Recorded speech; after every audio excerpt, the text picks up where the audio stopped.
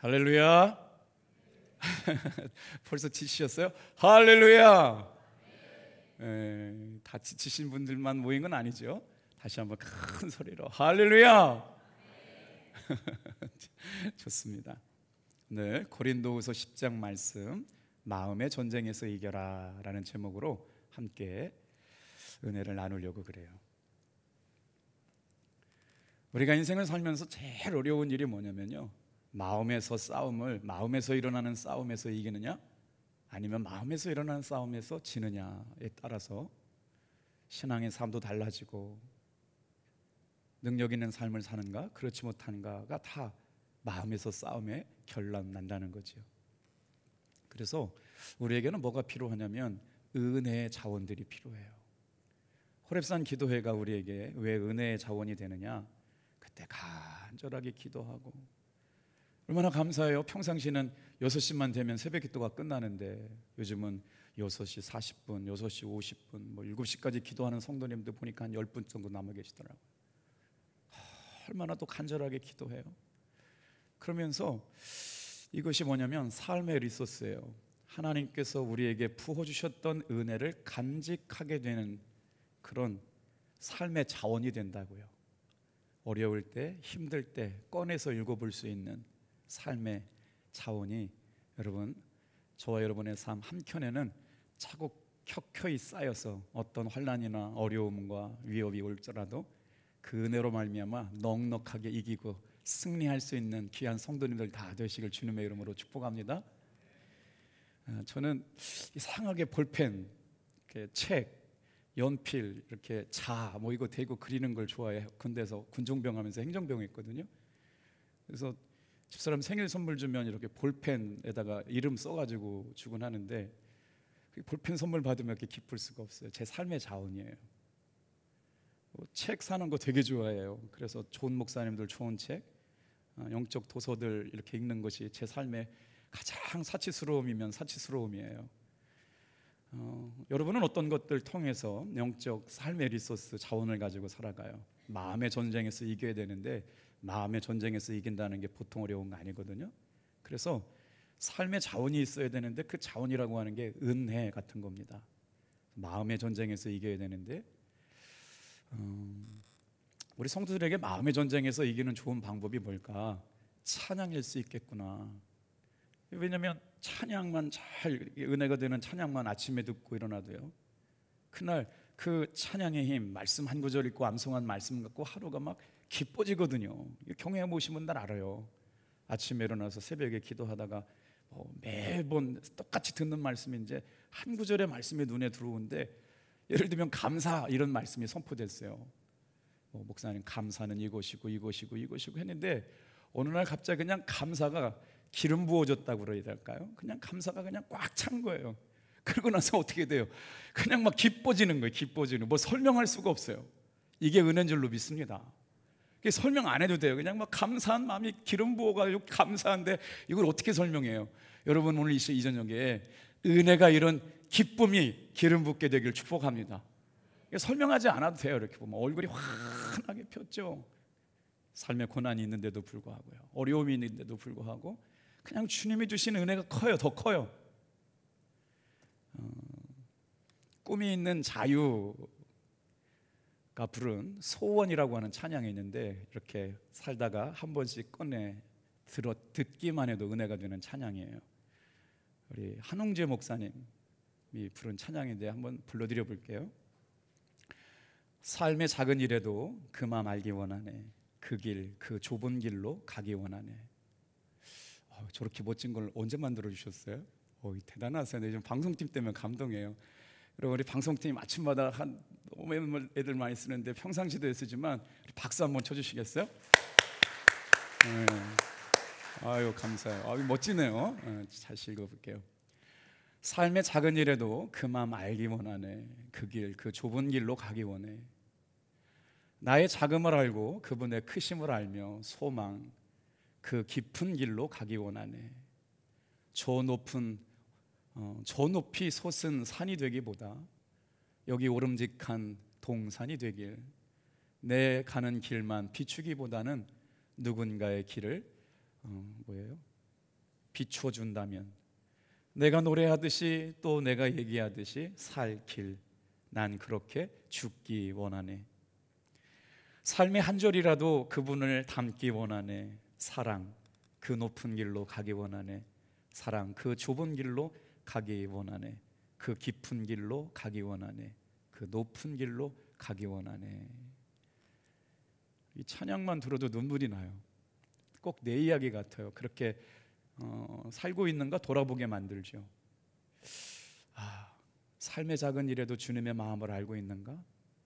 그 길, 좁은 길 가길 원해서 마음 쓰고 있는 걸 주님은 알고 계시지. 그분의 크심을 알고 그 깊은 길로 가기를 원합니다. 이게 그냥 생각만 해도 영혼이 이렇게 촉촉해지고 주님의 은혜를 생각하잖아요. 저 높이 솟은 산이 되기보다 여기 오름직한 동산이 되고, 내가 가는 길만 비추기보다 누군가의 길을 비추어 줄 수 있다면 나는 그렇게 노래하듯이 나는 그렇게 죽기 원하네. 오늘 이 새벽에 나와서 예수님을 믿고 살아간다는 게 그냥 믿는 것으로만 끝나는 게 아니라 삶으로 살아내는, 여러분, 그리스도인의 향기가 되고 편지가 되고 믿지 않는 사람들에게 누군가에 읽혀지는 그런 편지가 되시기를 주님의 이름으로 축복합니다. 기독교 변증학자 C.S. 루이스가 말하길 인간의 마음은 늘 전쟁터다, 이렇게 결론 내렸어요. 왜 그럴까요? 우리의 마음은 육적 자아의 싸움터고 영적 자아, 그러니까 육체의 소욕을 따라 살아가는 내 마음 속에 하나님을 뜻에 순종하지 않으려고 하는 마음이 내 마음의 50%가 자리 잡고 있어요. 그런데 내 마음에는 성령의 감동, 하나님이 기뻐하시는 대로 살고 싶은 마음이 내 마음 가운데 50%가 자리 잡고 있어요. 그런데 여러분, 새벽에 기도할 때 한 걸음 더 주께 가까우고, 오늘 이 저녁에 하루아침 얼마나 열심히 사셨어요. 그런데 한 발짝도 내가 그래도 주님 앞에 나가야지 라고 믿음을 쓰고 마음의 전쟁에서 이겨서 51%가 성령의 소욕을 따라가고 49%가 육신의 소욕에 남아있으면 어떻게 돼요? 작은 게 큰 것을 이기잖아요. 단지 1%만 성령의 이끄심을 따라가는데 여러분은 성령에 속한 사람이 될 줄로 믿습니다. 이거예요. 리차드 웩스터라고 종교 영성 지도자가 있어요. 우리 마음에 하나님만 들어오시고 사탄이 들어오지 못하게 해야 한다. 우리 마음에 사탄이 들어오지 못하도록 우리는 늘 마음을 지켜야 된다. 마음의 전쟁에서 이기면 어떤 역사가 있을까요? 놀라운 하나님의 은혜와 승리가 있기 때문에 그래요. 자, 잠언 16장 32절 말씀 같이 한번 읽어볼게요. 왜 우리가 마음에서 이기는 것이 중요한지 말씀하고 있는 성경 구절이 굉장히 많아요. 같이 읽어볼게요. 시작. 노하기를 더디하는 자는 용사보다 낫고 자기의 마음을 다스리는 자는 성을 빼앗는 자보다 낫느니라. 혈기, 분노를 더디하는 사람은 용사보다 낫고 자기의 마음을 다스리는 자는 성을 빼앗는 용사보다 낫다. 자, 사랑하는 성도 여러분, 오늘 이 저녁에 짧은 시간이지만 어떻게 하면 마음의 전쟁에서 이기고 승리할 수 있는가에 대한 이야기를 집중해 보셨으면 좋겠어요. 제가 표를 한 장 아침에 나눠드렸거든요. 우리 감리교를 웨슬리 목사님이 만드셨어요. 그래서 마음을 지키지 못함으로 말미암아 영적 광야 상태에 빠져가게 되는 현상에 대해서 웨슬리 목사님께서 영적 광야를 설교하신 내용이 있는데, 이거를 제가 경신교회 다닐 때 신학교 1학년 때 제 신학교 이제 우리 경신교회 출신 신학생 1호 신학생이 독일 본 대학에서 조직 신학 공부를 하고 오셨어요. 이선희 교수님 우리 교회 한번 오셨었잖아요. 경신교회 출신 신학생 형이죠. 아직 뭐 한참 형이죠. 한 16살 형이니까 뭐 보이지도 않죠. 독일에서 신학 박사하고 오고 났는데 후배들 경신교회 신학생이 그때 교회가 건축하고 있어가지고 판넬 방에 있었어요. 이렇게 뭐라고 그래나 그거 건축 자재 이렇게 만들어 갖고요. 학고방 같이 이렇게 판넬, 나무 판넬로 있는 정말 어려웠던 때였어요. 그랬더니 대학교 모건대학교 교수님, 조직신학 교수님 되셨다고 과일 바구니 이렇게 큰 걸 하나 사다 주셨어요. 그때부터 이제 교제가 돼가지고 존경하고 사랑하는 아주 훌륭한 교수님이신데, 이분이 조직 신학자이면서 웨슬리 신학을 아주 체계적이게 은혜롭게 복음적으로 해석해냈어요. 그러면서 웨슬리 목사님이 은혜를 떠난 성도의 마음이 왜 광야 상태에 머물러 있느냐를 도식화 만들었어요. 이게 조직 신학자들이 하는 거예요. 우리는 믿습니다 그러면 나 믿는 걸로 끝나잖아요. 그런데 조직 신학자들은 믿는다는 게 뭐냐, 어떻게 믿어지느냐는 도식화 작업을 해요. 잘 들어, 너무너무 재밌어요. 아침에 들었지만 다시 한번 설명드려 볼게요. 왜 은혜를 떠난 마음, 믿는 자의 영혼이 어두움에 빠지게 되느냐, 그 내용이 있다는 거예요. 잘 안 보이시지만 나눠드린 자료 보세요. 믿음을 상실했다 이거예요.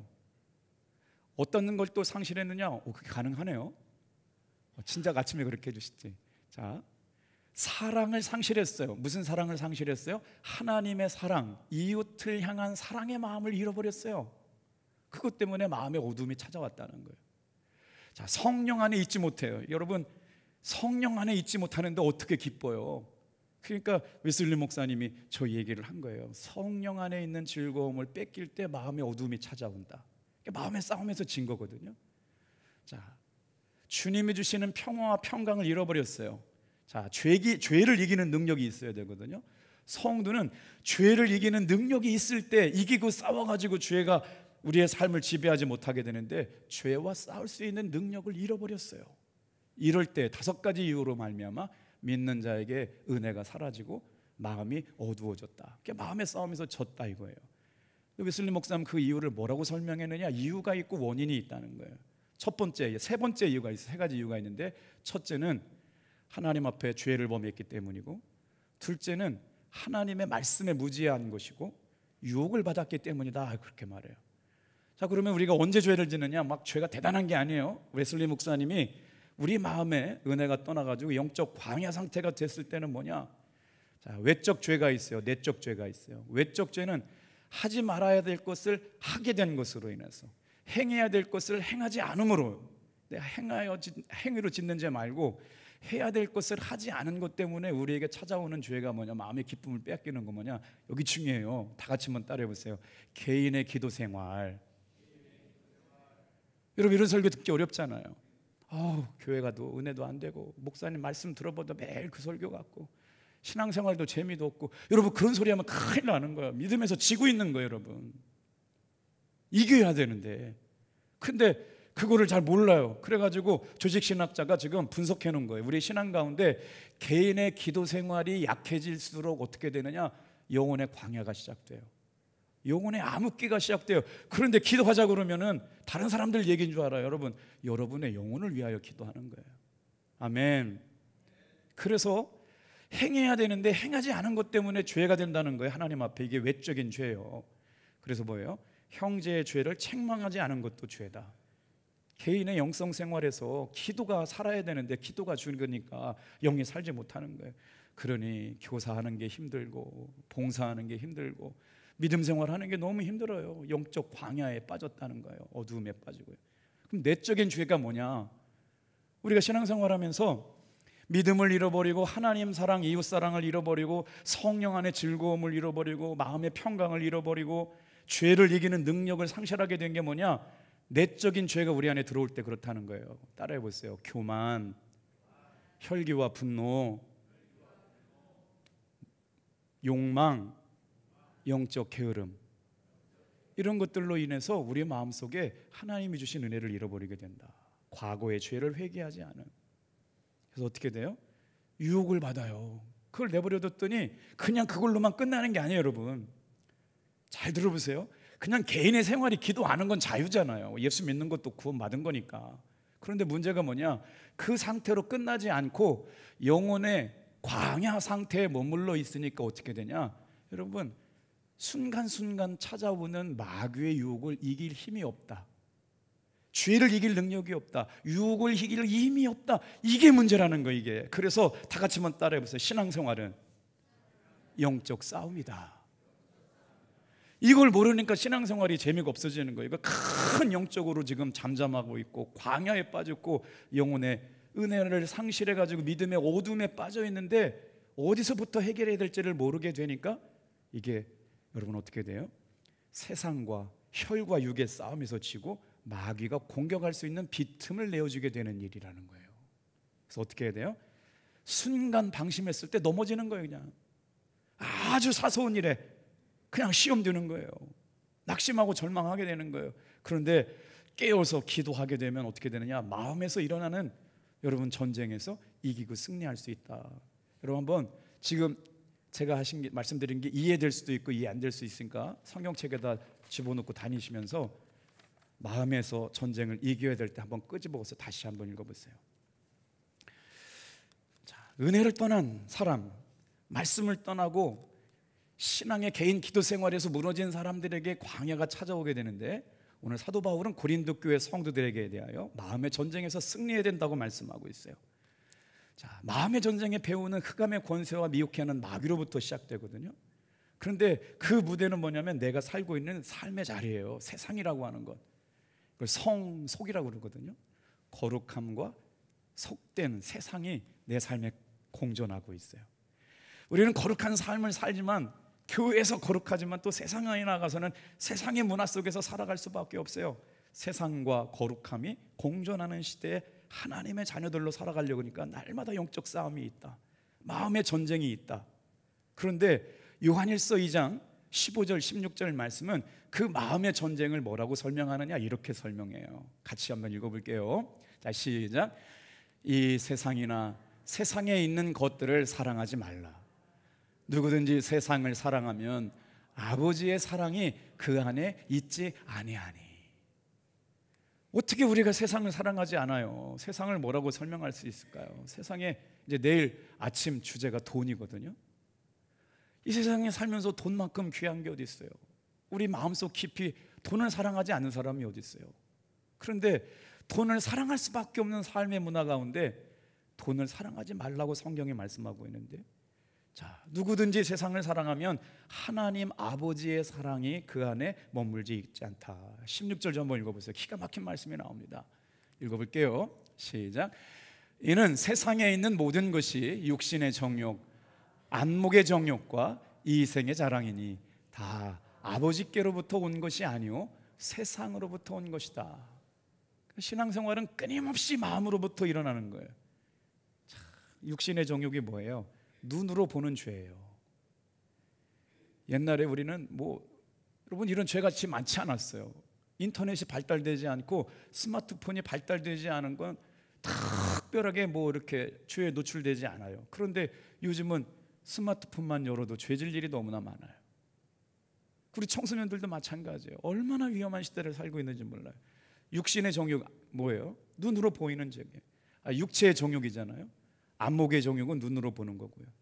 우리의 마음속에 부득불 일어나는 게 뭐예요? 자꾸 인정받을 인정욕구 일어나고 자신을 드러내고 싶고 자랑하고 싶고 누구나 다 있단 말이에요. 그래서 그것을 끊임없이, 여러분 이것은 아버지께로부터 온 게 아니라는 거예요. 세상으로부터 온 것이니까 육신의 정욕과 안목의 정욕과 이생의 자랑을 끊어내는 것, 이게 마음의 전쟁에서 이기는 싸움이다. 오늘 이 일을 위하여 저와 여러분들이 이 새벽에도 이 저녁에도 주님 앞에 나와 말씀 듣는 줄로 믿습니다. 끊임없이 싸워가는 거예요.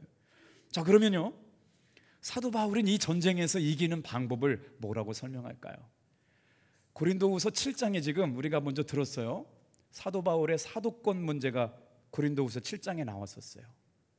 그리고 나서 8장 9장은 뭐 했어요? 예루살렘 교회가 어려움 나서 큰 기근과 흉년이 찾아와 가지고 도와야 된다 해서 마케도니아에 있는 성도들이, 그 흩어져 있는 교회 성도들이 헌금을 해가지고 예루살렘 교회를 돕다가 10장에 와가지고 다시 오늘 말씀해 보니까 뭐라고 나오느냐면, 여러분 사도 바울의 사도됨에 대해서 회방하는 사람이 등장해요. 저 사람은 사도 아니야. 예수님과 함께 없었어. 사도로 부름받은 사람 아니야. 계속 사도 바울의 사역을 방해하는 회방꾼들이 있었다. 자, 그런데 어떻게 변론하느냐? 우리 8절 말씀 한번 보세요. 다 같이 한번 따라해 볼게요. 주께서 주신 권세. 오늘 이 시간 저와 여러분들에게 세상에 나가서 담대할 수 있는 게 뭐냐? 우리가 말씀을 읽으면서 우리 말씀에 이렇게 가슴에 새겨야 될 거 있잖아요. 제가 오늘 무슨 힘 가지고 무슨 능력으로 이 저녁에 설교하고 이 아침에 설교해요. 다 같이 한번 따라해 볼게요. 주께서 주신 권세. 그거는 담임 목사님 저에게만 주는 거예요? 아니잖아요. 오늘 이 자리에 나와 있는 성도 한 사람 한 사람마다 모두에게 영적 싸움에서, 마음의 전쟁에서 이기고 승리하라고 주님께서 부어주신 여러분 무기인 줄로 믿습니다. 따라해 볼게요. 주께서 주신 권세. 이제 조금 이따 설명드릴게요. 뭘 무너뜨려요? 견고한 진을 깨뜨린다는 거예요. 견고한 진. 하나님의 일을 방해하고 마음의 기쁨을 빼앗아가고 원망하고 불평하고 그냥 프로 불평로에 뭐만 하면 다 불평하게 만들어요. 견고한 진이 쌓여 있어요. 이걸 깨뜨려야 되거든요. 가정에서도 마찬가지고 교회 문화가 되면 안 돼요. 불평과 원망이 문화가 되면 안 돼요. 감사하고 기뻐하고 격려하고 세워주는 역사가 우리 교회 문화가 될 줄로 믿습니다. 무슨 일만 하면 상처받고 힘들고 아프게 하고 낙심하고 아유 나 안 해 그러죠. 그러면 안 된다는 거예요. 문화가. 자, 그래서 오늘 사도 바울이 그러면 마음에서 싸움에 일어나는 일들에 대하여 어떻게 고면하고 있는지 먼저 10장 1절 말씀부터 오늘 7절까지만 보고 이제 마칠 거예요. 자, 1절 같이 한번 읽어볼게요. 시작. 너희를 대면하여 유순하고 떠나 있으면 너희에 대하여 담대한 나 바울은 이제 그리스도의 온유와 관용으로 친히 너희를 권하노라. 원래 사도 바울은 여러분 온유한 사람 아니었어요. 관용하는 사람 아니었어요. 원리원칙주의자였어요. 율법에 충실해가지고 자기가 믿는 게 아니면 그냥 핍박하고 감옥에 가두고 돌을 던져서라도 자기가 믿는 신념을 지키려고 했었거든요. 그런데 예수님을 만나고 성령님이 마음에 찾아오시고 예수님을 만난 것이 인격적으로 그의 삶을 바꿔놓으면서부터 어떻게 됐느냐 따라해 볼까요? 그리스도의 온유와 관용이 시작되었다. 온유라는 말 아시잖아요. 참 부드러워요. 그 사람만 만나면 조직이 부드러워지고 그 사람만 공동체에 들어오면 참 밝아지고 그 사람만 들어오면 안 되는 일이 돼요. 온유한 사람 한 사람만 있으면 된다고요. 사랑하는 성도 여러분, 예수 믿음으로 말미암아 여러분의 삶의 자리에서 언제나 어디서나 온유한 사람 되시길 바랍니다. 그 사람만 들어오면 다 용서가 되는 거예요. 다른 사람들은 판단하고 정죄하고 그러는데 어떤 사람은 그 사람만 들어오면 자꾸 되는 분위기로 바뀌어져요. 어둡고 침침하고 낙심하고 우울한 분위기가 그 사람만 들어가면 밝아지고 환해져요.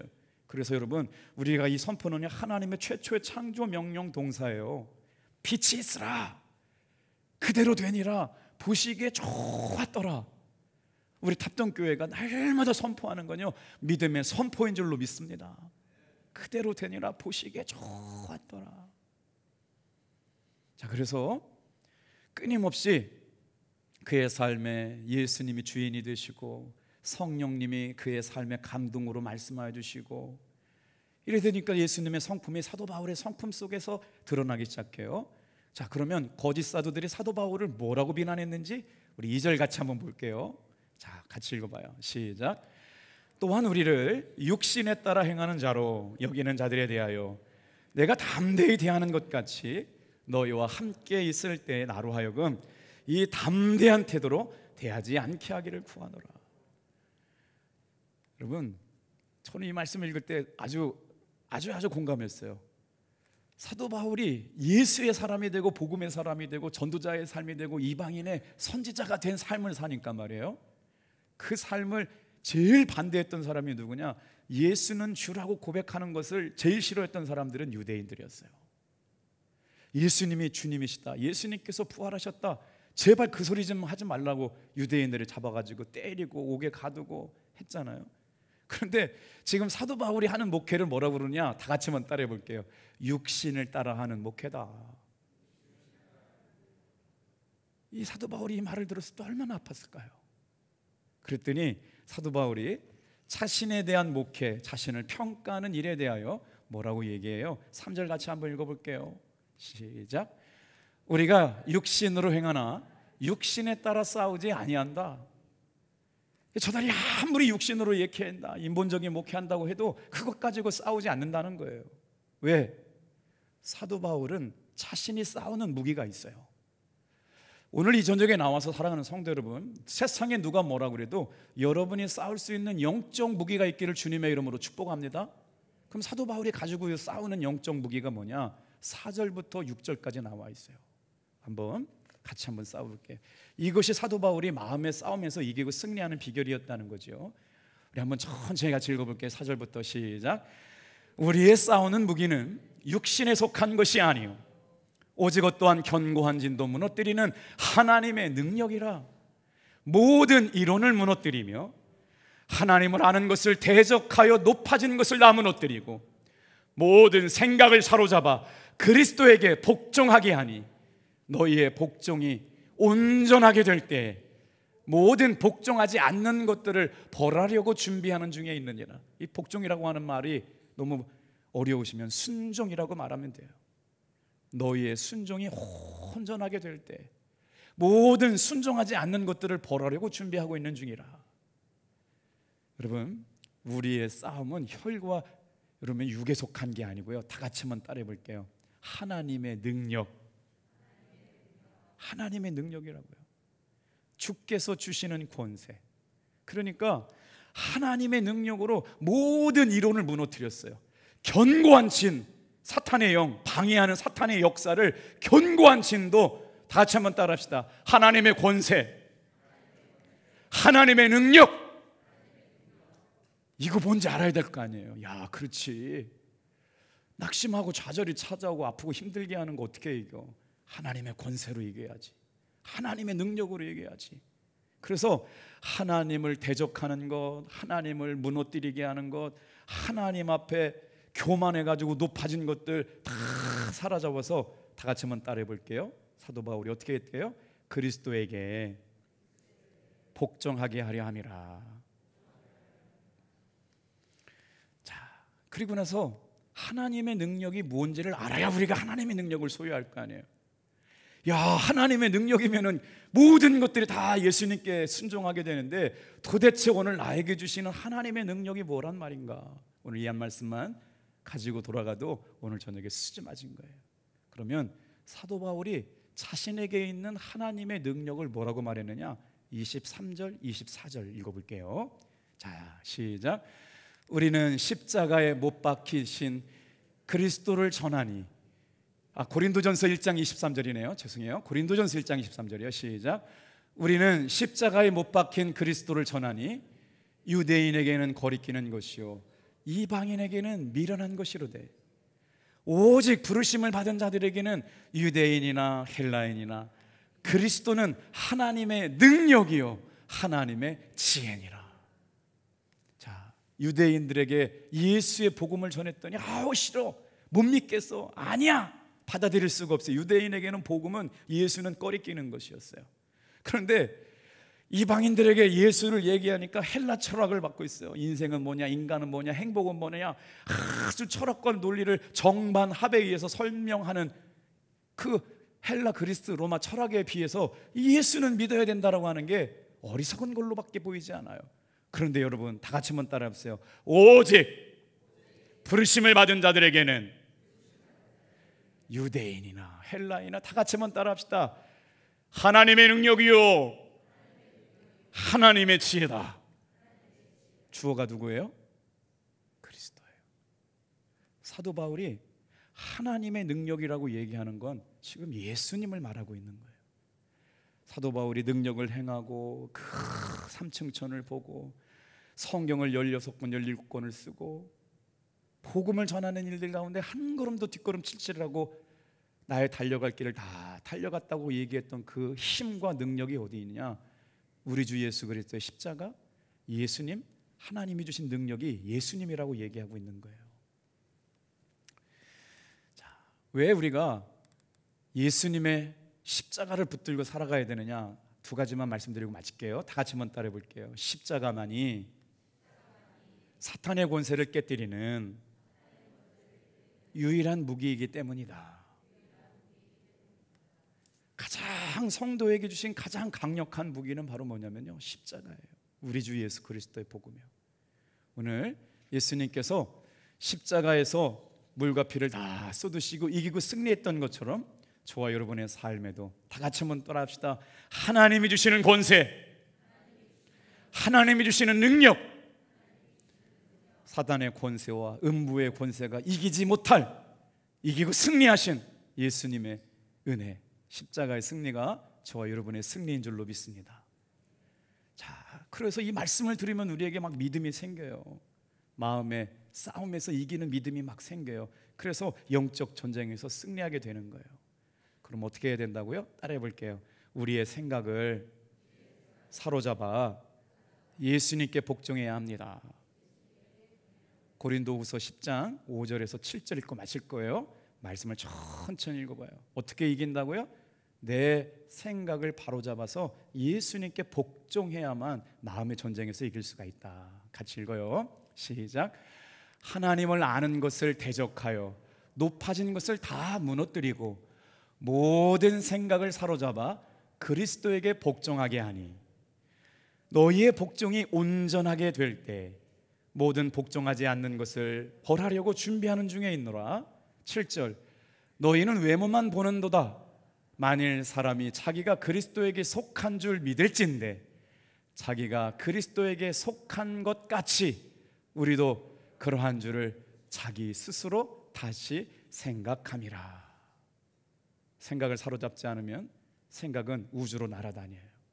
오늘 여러분, 우리의 마음속에 일어나는 마음의 모든 생각, 입술의 고백, 그것도 주님께서 세신 바 되고 살피신 바 된대요.